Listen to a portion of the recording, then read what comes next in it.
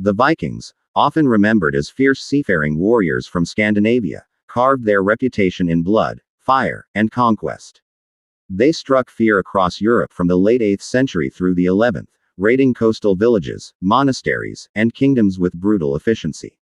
Their ships, sleek and swift, carried them far beyond the northern seas to the coasts of England, Ireland, France, and even to the Mediterranean and North America. For centuries, the image of the Viking has been synonymous with dominance, ferocity, and conquest. Yet history, when viewed closely, reveals that even the most feared warriors were not invincible. There were moments, often forgotten or overshadowed by tales of Viking glory, when these Norsemen were brought low, humiliated by opponents who stood their ground with courage, cunning, and superior strategy. These untold stories are just as important as their victories, because they remind us that even legends can stumble, and even the fiercest of warriors can be humbled. The Vikings were not defeated by chance alone. Their humiliation came at the hands of enemies who understood their tactics, who resisted their terror, and who found ways to turn the tide against the Norsemen. These enemies were not always stronger, nor were they necessarily better armed. What they possessed was the ability to exploit Viking weaknesses, to strike at the very heart of their assumptions of invincibility. The four enemies who humiliated the Vikings, each in different circumstances and for different reasons, changed the course of Viking expansion, limited their dominance, and reshaped the way history remembers them. One of the first humiliations came at the hands of the Saxons in England, particularly under the leadership of King Alfred the Great. The Vikings had plagued England for decades, establishing strongholds, exacting tribute, and even creating their own kingdom in the so-called Danelaw. Their strategy of fast raids and intimidation had broken countless lords before Alfred, but he refused to bend to their will.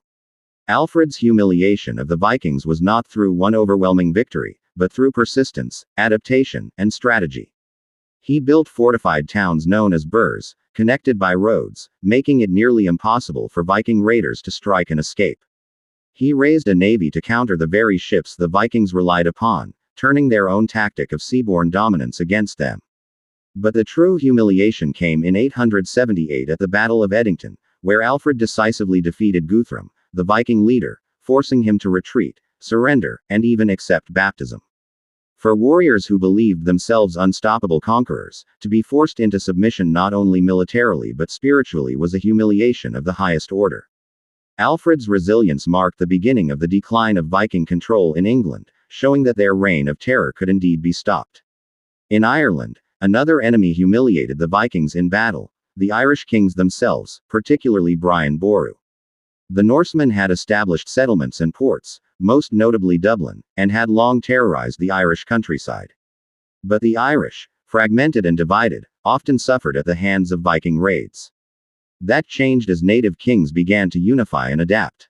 Brian Boru, a man of vision and ambition, rose to power and sought not only to defend Ireland but to expel Viking dominance altogether. At the Battle of Clontarf in 1014, his forces clashed with the Vikings and their allies in one of the most significant battles in Irish history.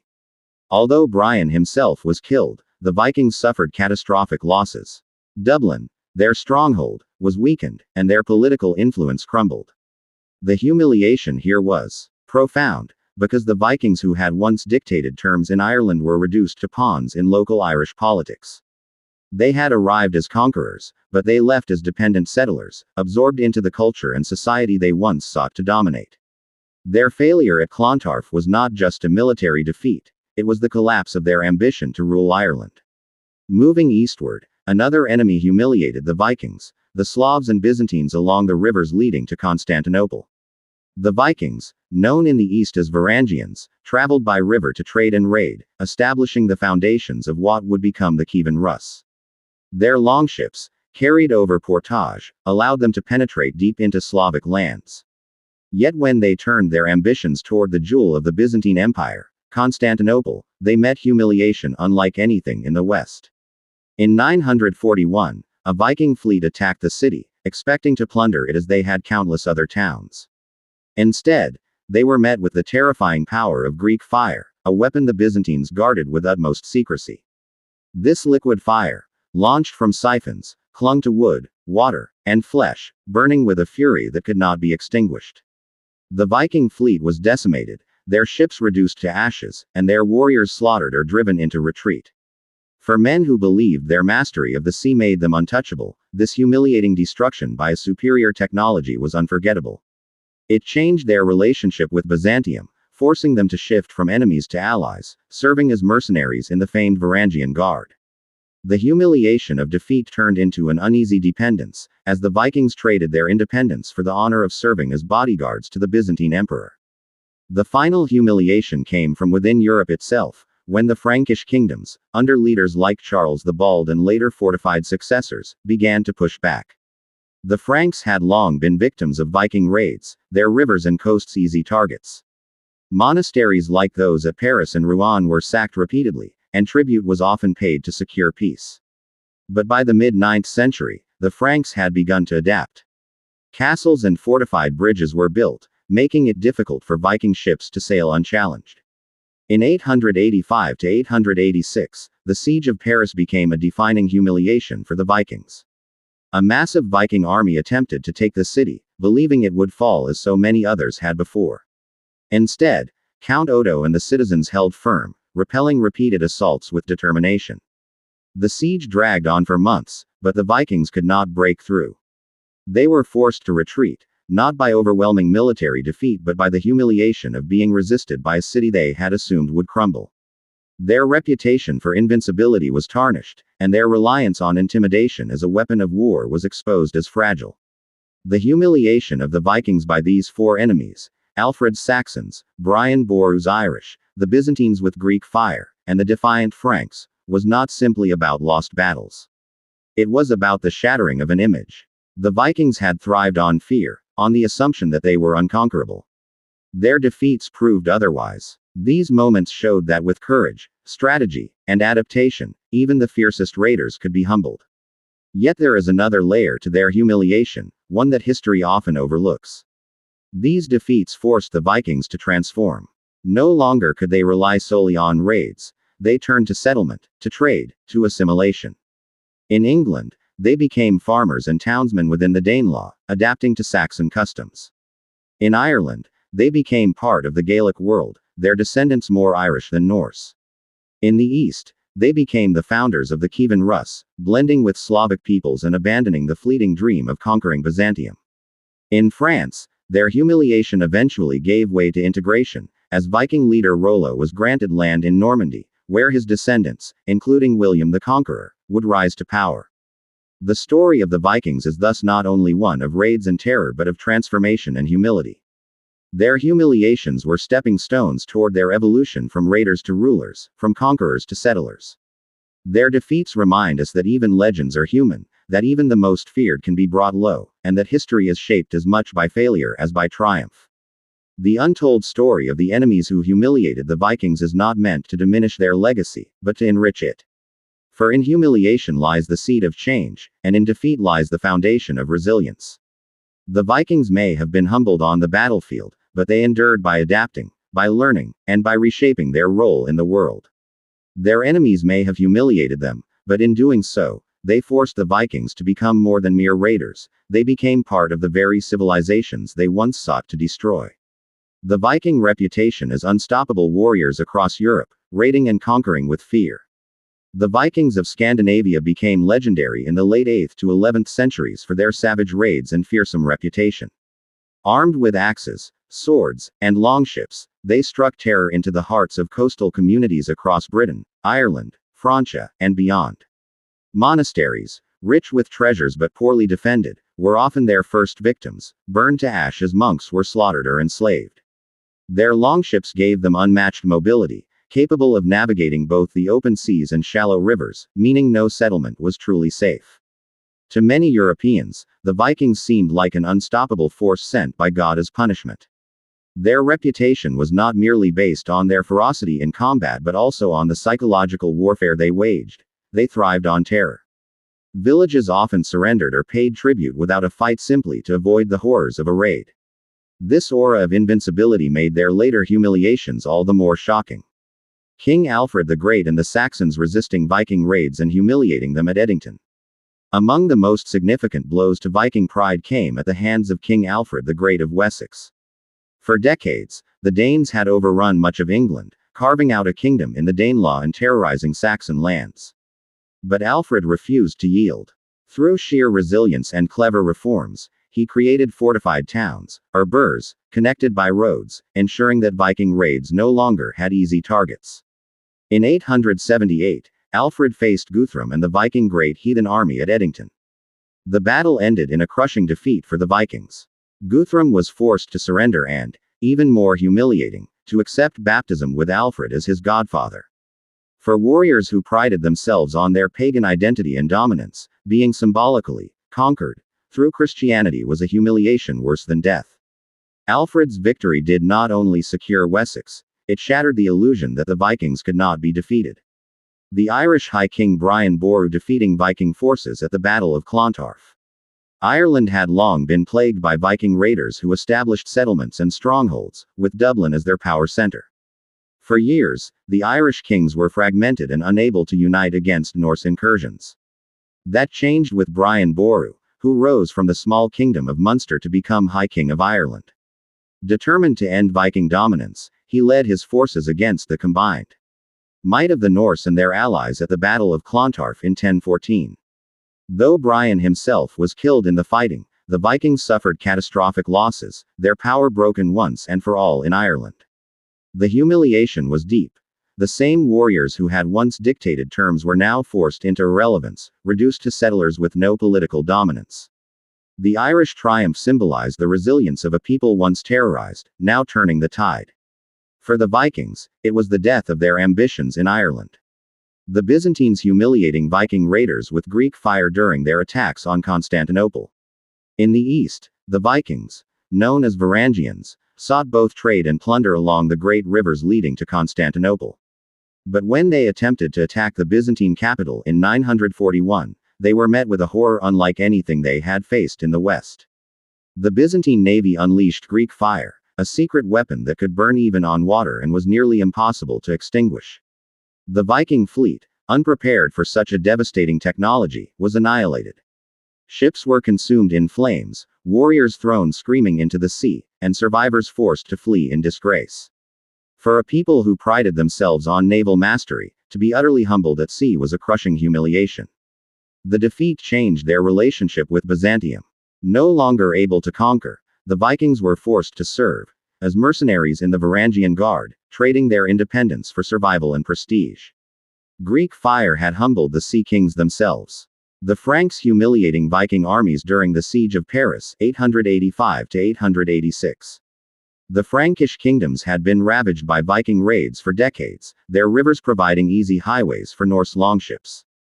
Paris itself had been attacked before, but in 885, a massive Viking army arrived with the intention of taking the city once and for all. To their surprise, Count Odo and the citizens of Paris refused to yield. For months, the defenders held out, repelling repeated Viking assaults with courage and ingenuity. The longships could not breach fortified bridges, and attempts to storm the walls failed repeatedly. The Vikings had expected an easy victory, as they had with countless towns before, but instead found themselves bogged down in a humiliating siege. Eventually, they were forced to withdraw, their aura of invincibility broken. The siege of Paris became a turning point, showing that fortifications and determination could resist even the fiercest raiders. For the Vikings, it was a bitter humiliation. The psychological blow of being forced into surrender, retreat, or baptism. Vikings thrived on projecting fear and dominance, but when they were forced into humiliating terms, their entire identity as warriors suffered a blow. The most infamous humiliation was Guthrum's baptism after his defeat by Alfred. To the Norse, their pagan gods and traditions defined their culture, and to be symbolically subdued through the rituals of their enemies was an insult beyond measure. Retreats, too, were humiliating. At Constantinople, fleeing survivors returned with tales of fire that no weapon could quench, a terror that destroyed their belief in naval superiority. Even forced settlements, like those in Ireland after Clontarf, revealed that they could no longer dictate the terms of their presence. These humiliations mattered not only for the warriors themselves but for the mythology surrounding the Vikings. Once seen as unstoppable, they were now exposed as men who could bleed, retreat, and even bow to the very foes they had sought to enslave. The shift from Viking dominance to their decline due to these humiliations. The humiliations inflicted on the Vikings were not isolated incidents, they marked the beginning of their decline. Raiding had worked when fear was enough to win tribute, but once their enemies learned to resist, the advantage faded. Alfred's fortified burhs, Paris's bridges, and Byzantine Greek fire revealed that Viking tactics could be countered. The losses at Clontarf showed that political domination was slipping away. With each humiliation, the legend of invincibility cracked. By the 11th century, the great Viking raids had slowed, their dominance replaced by localized settlements. The rise of stronger European states meant that tribute payments and easy plunder became rarer. While the Vikings adapted in some ways, the humiliations of these battles symbolized the shift from their golden age of conquest to their eventual absorption into the societies they once terrorized. Their decline was gradual, but the humiliations were key turning points in that transformation. How technology, fortifications, and strategy defeated Viking mobility and fear tactics. The Vikings' greatest strength was their mobility. Their longships allowed them to strike suddenly, retreat quickly, and outmaneuver slower armies. But technology and strategy eventually blunted this advantage. Alfred's burhs provided fortified safe havens, connected by roads, making it impossible for Vikings to raid freely. The Frankish construction of fortified bridges stopped Viking ships from sailing unchallenged up rivers, trapping them and negating their naval dominance. Greek fire in Byzantium rendered longships useless, burning them to ashes in moments. Even on land, strategies of resilience and patience, like Odo's defense of Paris or the Irish coalition under Brian Boru, undermined the Viking reliance on intimidation. These countermeasures stripped away the psychological edge that Vikings relied upon. Once fear was gone, their raids became just another military threat, one that could be beaten. The humiliations were thus less about brute force and more about outthinking and outbuilding the Norse raiders. The Vikings being forced to adapt by settling, trading, or becoming mercenaries. After repeated humiliations, the Vikings realized that raiding alone was no longer sustainable. Many turned to settlement, establishing farming communities in England's Danelaw, Ireland, and Normandy. Others focused on trade, exploiting the same river routes they once used for raids to transport furs, slaves, and goods. The most famous adaptation was their service as mercenaries, especially in the Byzantine Varangian Guard. Here, once proud raiders who had attempted to sack Constantinople now defended its emperor. Though prestigious, this role highlighted their shift from independent warriors to hired swords. In Normandy, Viking leader Rollo accepted land from the Frankish king, trading conquest for legitimacy. These adaptations softened their image from terrifying raiders to contributors within medieval Europe. But beneath these transformations was the memory of humiliations that forced them down this path. No longer unconquerable, the Vikings had to change or vanish. The transformation of Vikings from raiders into rulers, settlers, and assimilated peoples. The humiliations they suffered forced the Vikings to reinvent themselves. Instead of remaining outsiders, they became part of the very societies they once attacked. In England, Norse settlers farmed alongside Saxons, and many eventually blended into Anglo-Saxon culture. In Ireland, they became part of Gaelic society, losing their dominance but gaining acceptance. In Normandy, they became powerful dukes, with Rollo's descendants shaping European history, culminating in William the Conqueror's conquest of England in 1066. In the East, their legacy lived on in the Kievan Rus, a fusion of Norse and Slavic traditions that laid the foundation for Russia. The once feared raiders had become rulers and citizens, transformed not by choice but by necessity. Their humiliations forced them to abandon the image of eternal warriors and embrace permanence, reshaping their identity in the process. This transformation ensured their survival, but at the cost of their myth of invincibility. The role of humiliation in reshaping Viking identity and legacy. For the Vikings, humiliation was more than a battlefield setback, it was an identity crisis. Their culture celebrated bravery, dominance, and glory in battle. Tales of fearless warriors filled their sagas, shaping how they saw themselves and how others perceived them. To be defeated so thoroughly, as at Edington, Clontarf, Constantinople, or Paris, was to have that identity shattered. These humiliations forced the Vikings to reevaluate who they were. If they could no longer be invincible raiders, what role did they play? The answer came in adaptation. settlers, traders, mercenaries, rulers. But the sting of humiliation lingered, influencing how their descendants told their stories. Interestingly, the sagas often downplayed defeats, focusing on heroism even in loss. This selective memory shows how deeply humiliations cut. Yet without them, the Vikings might have remained temporary raiders, disappearing into obscurity. Instead, humiliation reshaped their legacy into something lasting. The contrast between Viking self-image as invincible and the reality of their defeats. The Vikings carried a self-image of invincibility, nurtured by decades of successful raids and the terror they inspired. In their worldview, fear was as powerful as the sword, and most enemies collapsed before even fighting. This confidence bordered on arrogance, and it left them vulnerable. When they encountered foes who refused to break, the contrast between expectation and reality was devastating. At Paris, they expected quick victory. Instead, they endured a humiliating stalemate. At Edington, they believed Saxons were weak. Alfred proved otherwise. At Constantinople, they expected plunder. Greek fire turned their fleet to ash. Each defeat was magnified because it shattered the Viking myth of dominance. The reality was that they were mortal men, not unstoppable forces. The humiliation lay in this collision between myth and truth, a reminder that fear can only carry an army so far when determination, strategy, and resilience stand in the way. Each enemy's different method of breaking Viking power, military strategy, cultural assimilation, or superior technology. The four enemies who humiliated the Vikings each did so in unique ways, showing the diversity of resistance to Norse power. Alfred the Great humiliated them through military strategy and innovation, creating fortifications that nullified raiding. Brian Boru humiliated them by forging unity among divided Irish kings, proving that political strength could counter Viking dominance. The Byzantines humiliated them with superior technology, unleashing Greek fire that destroyed their naval pride.